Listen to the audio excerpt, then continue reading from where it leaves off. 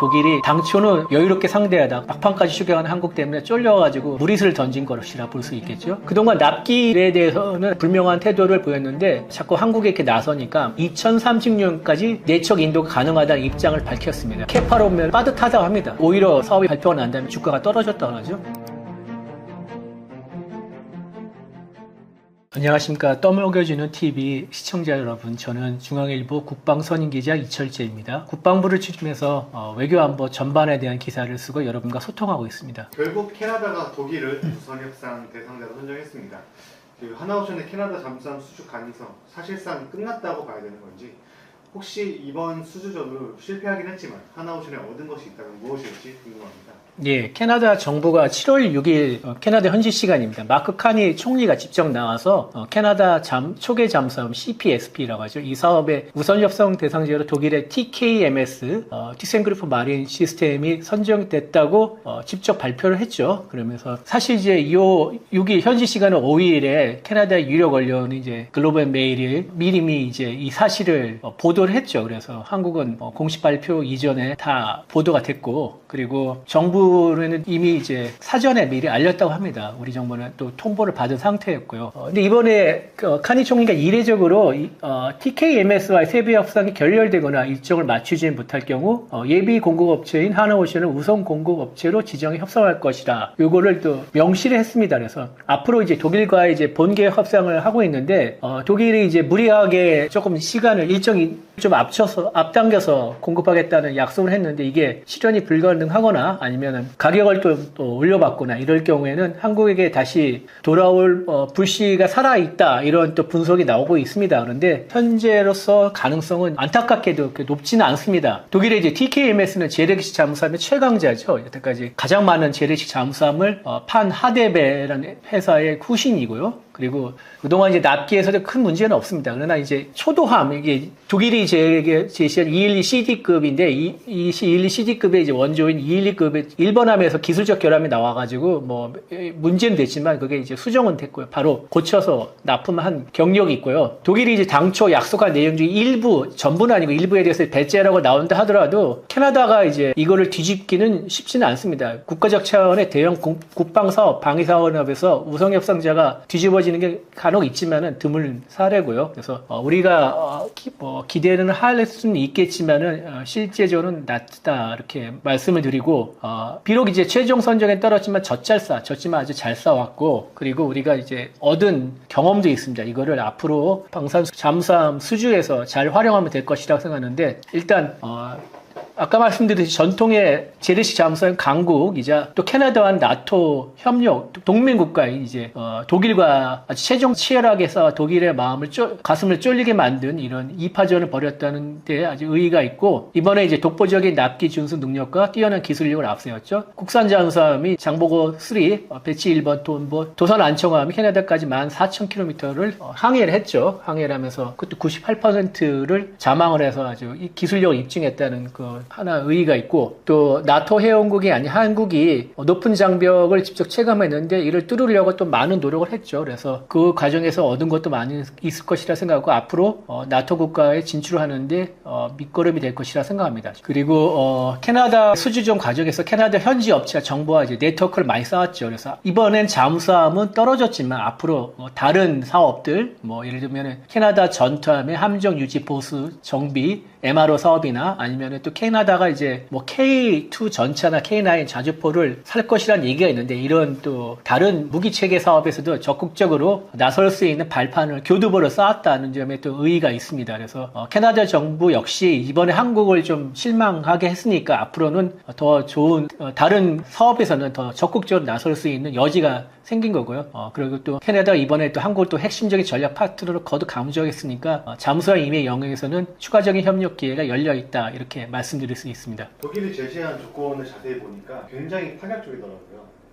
솔직히 말하면 내가 캐나다여도 독일 고르게 되는 느낌이었는데, 이렇게까지 하지 않으면 한국 이기기 힘들겠다는 판단이었을까요?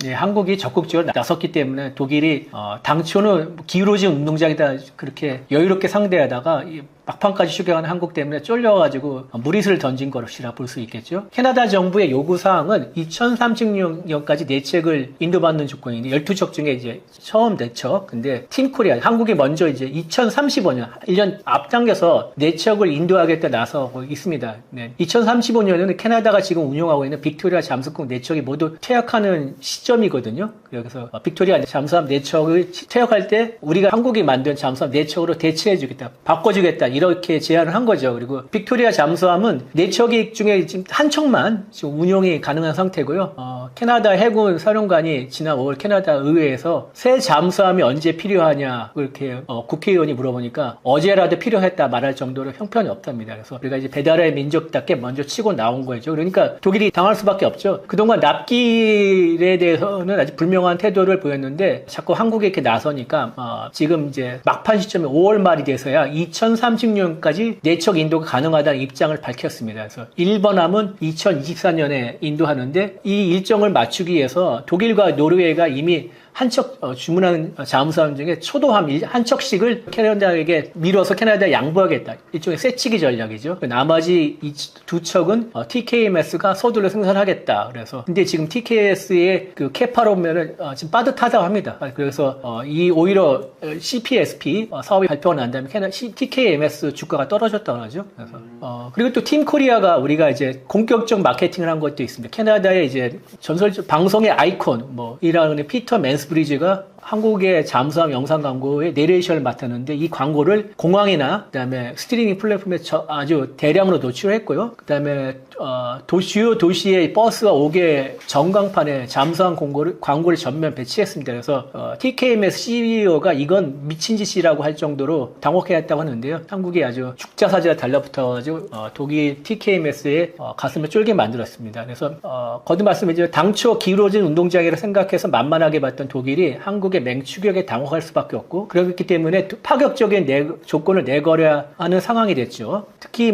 경제협력 사업에서는 아주 많은 걸 또 내걸었는데요. 자동차 분야, 전기차, 수소 모빌리티, 배터리, 핵심 광물, 아주 그리고 독자적인 MRO 체계도 만들어주겠다 약속했고 이같이 막 퍼주기 제안을 한 것은 독일이 한국을 확실히 따돌려야 한다는 위기감을 느꼈기 때문이라고 생각합니다. 캐나다 입장에서 가장 중요한 건 아무래도 납기일 텐데요. 실제로 독일 제시한 기간 내에 납기할 수 있다고 보시나요? 예, 독일의 TKMS가 제시한 이제 212CD급은 이제 노르웨이 공동 개발인데 현재 현존 잠수함이 없습니다. 페이퍼상의 잠수함, 설계도상만 나온 거지 아직 실천 배치 건조가 안 됐기 때문에. 그런데 우리가 그래서 이제 일부 독일이 이제 이 만들어지지 설계도상의 잠수함을 만드느라고 애를 쓰다가 결국 사업에서 탈락하는 게 아니냐 이렇게 기대만 해왔죠. 그러나 이게 현실적으로 어려운 게 212CD급은 이미 오랜 기간 운영된 212급을 기반으로 발전한 플랫폼입니다. 그래서 많이 만들어졌고 독일은 거듭 말씀드리지만 특히 TKMS는 재래식 잠수함이 최강자고 오랫동안 만들어오고 개량하고 여러 나라 수출하면서 설계와 운영 경험이 풍부합니다. 근데 다만 이제 그 TKMS의 캐파가 좀 문제인데 아까 말씀드렸듯이 독일이 이제 무리하게 한국의 추격을 뿌리치느라 따돌리느라 그 기존 발주 순량 순서를 좀 조정해서 독일과 노르웨이 초도함을 캐나다에 양보해주겠다 이렇게 약속을 했는데 그리고 또 두 척은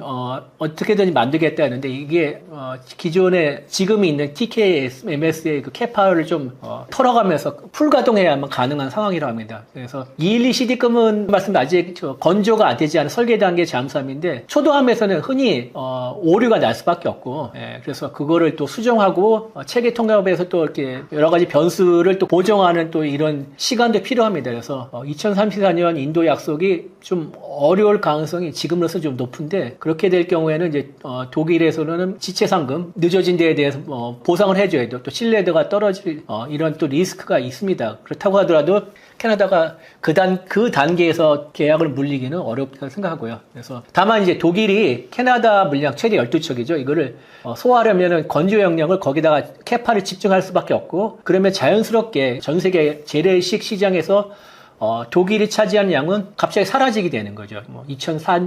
늦어도 2040년대 중반까지는 독일이 수출할 수 있는 물량이 없을 가능성이 큽니다. 그래서 캐나다와 독일, 노르웨이 모두 다 되기 때문에 그래서 그 틈새는 우리가 노릴 수 있고 우리의 서방 국가로 우리의 경쟁자는 일본, 프랑스, 스페인 정도인데 충분히 물리칠 수가 있다. 다만 변수가 있는데 튀르키예가 이제 독일의 212급을 설계도를 받아서 지금 건조하고 있고, 그다음에 인도네시아가 이제 또 프랑스의 스코르펜을 또 가져와서 또 건조하고 할 계획이고 그러기 때문에 튀르키예가 인도네시아가 또 이 싼 값을 앞서서 나올 경우에는 경쟁이 좀 치열해질 수 있다. 이렇게 또 예상할 수 있습니다. 무리한 기술 이전, 현지 생산 요구도 있었습니다.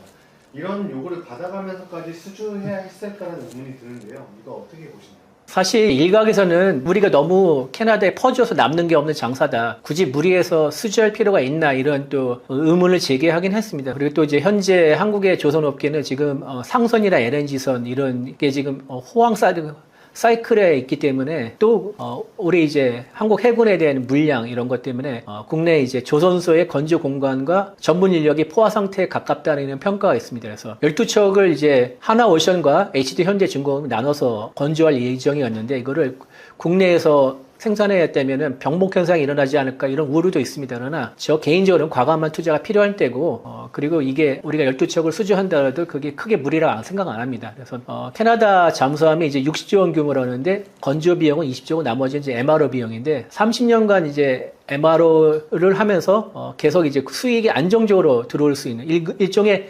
연금형 수익 구조가 이제 완성이 되는 거죠. 근데 조선업은 여러분들 잘 아시다시피 이게 경기를 많이 타지 않습니까? 그래도 불황에도 이 MRO 캐나다에서 보는 40조 원, 물론 해를 나눠서 들어오겠지만 그게 안정적인 수익 구조를 확보할 수 있는 것이고 캐나다를 진출하게 되면은 세계 가장 높은 진입장벽인 나토와 북미 시장에 발판을 마련하는 거기 때문에 브랜드가 높아지는 또 효과도 있습니다. 그래서 이렇게 든든한 레퍼런스를 확보하면은 앞으로 이제 서방 국가들의 잠수함 교체 사업에서 독보적인 우위를 점할 수 있었을 것이라고 기대합니다. 그래서 결코 이게 남는 게 없는 장사가 아니라 그런대로 어느 정도 남는 장사였다 이렇게 말씀드릴 수 있습니다.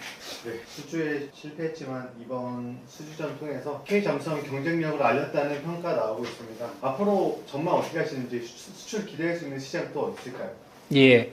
이번에 한국이, 캐나다에서 독일에 졌는데, 지난해는 폴란드에서 스웨덴에 졌죠. 그래서, 연패를 했는데, 이때문에 이제 홍콩에 이제 사우스 차이나 모닝 포스트라는 영자 신문이 있는데, 한국의 잠수함 수출이 지정학이나 동맹 장벽에 막혔다. 전망이 안 좋다. 그러니까 잠수함 말고는 대형 무인 잠수정에 주력하라고 충고를 했습니다. 근데 제가 보기에는 어줍지 않은 훈수죠. 아직 K 잠수함이 노릴 시장이 있고 이번에 폴란드와 캐나다에서 실패해서 배운 교훈을 잘 살리면은 앞으로 이 시장을 노릴만 하다 이렇게 볼 수 있습니다. 현재 잠수함 도입을 검토하고 있는 주요 국가로는 사우디아라비아, 필리핀, 모로코, 그리스, 페루. 이 중에 이제 페루는 이미 이제 HD 현대중공업이 찜을 해놓은 상태입니다. 현지 페루에 있는 조선소와 잠수함 공동 개발을 계약했기 때문에 금융 지원만 해주면 따놓은 당상이라고 볼 수 있습니다. 그래서 앞으로 이제 나머지 시장을 노리고 정교한 맞춤형 수출 전략을 필요한데 잠수함을 도입하는 국가들은 자국의 해양 환경에 맞는 잠수함을 원하고 또 예산과 운영 개념에 맞는 또 잠수함을 원합니다. 그 연안이나 배타적 경제 수역에 그러니까 먼 바다가 아니라 가까운 바다로의 작전만 하는 국가들은 상대적으로 좀 작고 싼 잠수함을 원하는 경우가 있습니다. 반면 이제 우리가 주력을 내세운 장보고 3는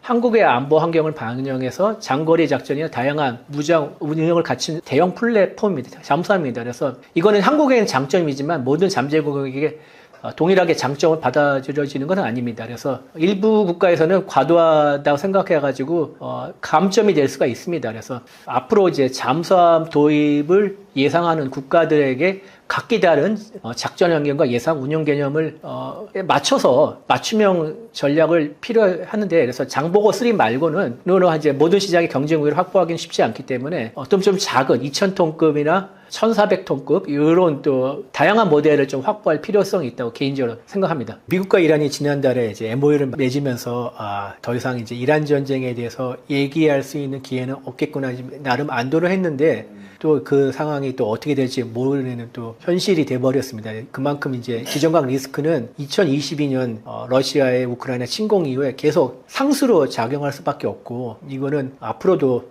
세계의 어떤 전반적인 안보 생태계가 바뀌기 끊임없이 변수가 아닌 상수로서 작용할 수 있는 상황이 됐습니다. 여러분 투자를 하실 때 꼭 고려해야 할 만한 상황이 상수입니다. 잘 감안하시고 성공 투자를 또 이루시길 바라겠습니다.